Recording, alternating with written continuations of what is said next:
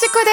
이번 영상에서는 청약 제한사항, 즉 구체적으로는 내가 당첨을 번복한다든지 청약의 제한사항에 걸리게 되면은 재당첨 몇 년까지 안 되는 건지 누구에서부터 누구까지 영향을 받는 건지 이런 내용들 싹 다 꼼꼼하게 알아보도록 하겠습니다. 결론부터 강조하자면 청약 제한사항은 영향을 받는 사람들의 바운더리도 꽤 넓은 편이고 기간도 결코 짧지 않기 때문에 아무런 계획 없이 무작정 신청하는 건 위험할 수 있다는 거 꼭 기억합시다. 청약 제한사항은 한마디로 공정한 경쟁을 위해서 걸어둔 장치예요. 한 사람이 막 여러 번 당첨이 되고 저 같은 사람은 한 번도 당첨 안 되고 이러면 너무 억울하잖아요. A라는 사람이 이번에 청약 당첨이 됐다면 선생님은 이미 당첨되셨으니까 좀 기다리세요. 몇 년 후에 또 기회 드릴게요 라고 재당첨 기간에 대해서 제약을 걸어둔 거예요. 청약 제한사항은 크게 재당첨 제한, 특별공급 1회 제한, 투기 과열지구와 청약 과열지역 내에 1순위 청약 제한, 가점제 당첨 제한, 그리고 부적격 당첨 제한, 공급질서 교란자 이렇게 나눌 수가 있어요. 제한사항의 내용에 따라서 적용되는 대상의 범위도 다른데요. 재당첨 제한부터 가점제 당첨 제한까지는 본인뿐만 아니라 세대 구성원, 가족들까지도 영향을 미치고 부적격 당첨 제한이랑 공급질서 교란자는 본인에게만 영향을 끼쳐요. 첫 번째로 재당첨 제한, 말 그대로 이미 당첨이 됐으니까 재당첨에 대해서 일정 기간 동안의 장치를 걸어두겠다라는 건데요. 이 내용은 짧게는 1년이고요. 길게는 10년까지도 제한이 돼요. 이 내용에 해당된다면 최대 10년까지는 청약 당첨이 안 된다라는 거죠. 재당첨 제한 기간이 가장 긴 건 투기 과열지구에서 공급되는 주택, 그리고 분양가 상한제 적용 주택이에요. 이게 10년이고요. 가장 짧은 건 이전 기관 종사자 특별공급주택, 분양전환 공공임대주택, 그리고 기타 당첨자인데요. 이게 지역마다 달라서 과밀 억제 권역 외의 지역 중에서도 85제곱미터 초과에 해당된다면 1년까지만 재당첨이 제한됩니다. 만약에 두 가지 이상의 내용에 해당될 때는 가장 긴 걸 기준으로 하기 때문에 만약에 내가 10년짜리에도 해당되고 3년짜리에도 해당된다면 10년 기준으로 재당첨이 제한돼요. 우리가 줍줍 같은 거 당첨되면 무조건 이득이야 라고 생각을 해서 일단 무턱대고 넣었다가 만약에 돈이 없으면 죄송합니다 하고 당첨을 번복하게 될 수도 있잖아요. 근데 번복한다고 해서 내가 당첨됐던 이력 자체가 사라지는 게 아니기 때문에 이 재당첨 제한 기간에 제약이 걸릴 수가 있어요. 근데 심지어 끔찍한 게 뭐다? 이 결과가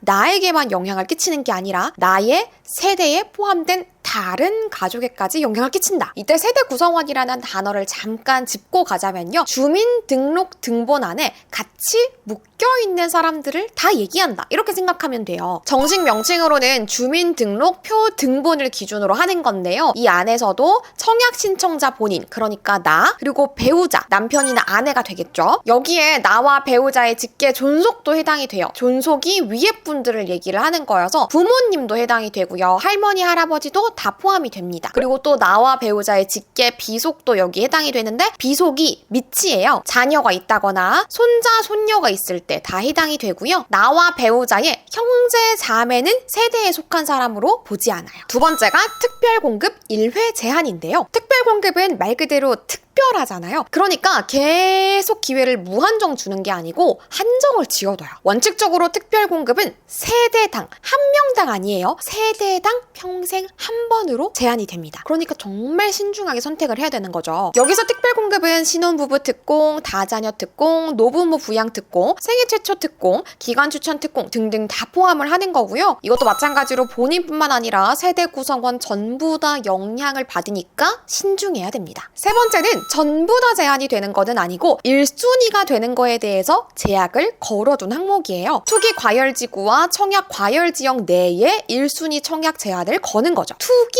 과열, 말 그대로 투자를 넘어서 투기로 가는 지역들, 대표적으로 서울이 있잖아요. 서울 같은 곳들은 거래도 굉장히 많이 되지만 단가 자체도 굉장히 높은 편이잖아요. 이런 곳들을 국토교통부에서 여기는 투기 과열지구입니다, 여기는 청약 과열지역입니다 라고 설정을 해두었는데요. 과거에 청약이 당첨이 됐던 사람, 그리고 그 사람이 속한 세대의 세대원은 당첨일로부터 5년 동안 투기 과열지구 그리고 청약 과열지역에서 1순위 청약이 불가능합니다. 인기 지역 그리고 인기 단지를 누구나 청약 당첨돼서 살고 싶을 거잖아요. 그러니까 이런 곳에서만큼 특히나 우리가 형평성을 위해서 이미 당첨이 됐던 사람에 대해서는 1순위를 제한하겠다라고 룰을 만들어 둔 거예요. 자, 그런데 아예 당첨이 안 되게 하겠다라는 게 아니고 1순위를 제한하겠다라는 거잖아요. 아예 당첨이 안 된다라는 거는 아니니까 또 포기하지는 마시고 1순위는 안 되니까 좀 불리할 수는 있겠다 정도로 인지를 하시면 되겠습니다. 그 다음은 가점제, 당첨 제한. 청약은 추첨제가 있고 가점제가 있잖아요. 규정에 따르면 가점제로 당첨된 사람 그리고 그 세대의 세대원은 당첨된 날 기준으로부터 2년 동안 가점제 당첨이 불가능하다라고 제한을 하고 있습니다. 단 요것도 가점제에 대해서 당첨을 제한하겠다라는 내용이기 때문에 추첨제에 대해서는 내가 기회를 여전히 갖고 있구나라고 인지를 해야 되는 거예요. 이 청약이 정말 문구 하나로 내용들이 굉장히 많이 달라지거든요. 그러니까 어디서 제한이 되는 건지, 얼만큼 누구에게 적용이 되는 건지에 대해서 제대로 인지를 하는 게 정말 중요합니다. 자, 여기까지의 내용들은 나에게만 해당이 되는 게 아니고 내가 속한 세대의 세대원들, 그러니까 다른 가족들에게도 영향을 끼치는 거였고요. 부적격 당첨 제한, 그러니까 내가 적격한 사람이 아닌데 괜히 청약을 넣어가지고 부적격 판정 받았을 때, 여기에 해당될 때는 나에게만, 또 내가 여러 가지 사유들을 어겨서 공급 질서 교란자로 간주가 되었을 때에도 역시나 마찬가지로 나에게만 영향을 끼칩니다. 부적격이라는 거는 예를 들어서 재당첨 제한 중인 세대원이 있는데, 즉 다른 가족이 재당첨 제한 중인 기간이어서 나에게도 영향을 끼치고 있는데 청약을 넣었다거나, 가점제 항목 중에서 부양가족 수를 잘못 넣는 등 가점을 잘못 계산을 했다거나, 이런 것들이 전부 다 부적격 당첨 사유에 해당돼요. 이 경우에는 짧게는 3개월, 길게는 1년까지 청약 신청 자체가 제한됩니다. 이 외에도 부정한 방법으로 당첨이 됐다거나 불법으로 전매를 한다거나 불법적인 요소가 있을 때는 내가 공급 질서 교란자라고 간주가 되거든요. 이 내용은 나에게만 해당이 됩니다. 당연히 우리 식구들은 이런 데에 해당될 일이 없겠지만요. 이 숫자들을 다 외울 수도 없고 우리 가족들 중 누군가가 제한을 받고 있는지 아닌지 어떻게 알 수가 있어요? 요거 청약홈에서 굉장히 간단하게 확인할 수가 있습니다. 청약홈에 접속을 하시고요. 본인 그리고 세대원 각각의 인증서로 로그인을 하고 나면은 마이 페이지에서 청약 제한 사항을 조회할 수가 있어요. 청약 넣기 전에 내가 제한을 받고 있는 내용은 없는지, 그리고 우리 가족들이 제한받고 있는 내용들은 없는지 반드시 확인하고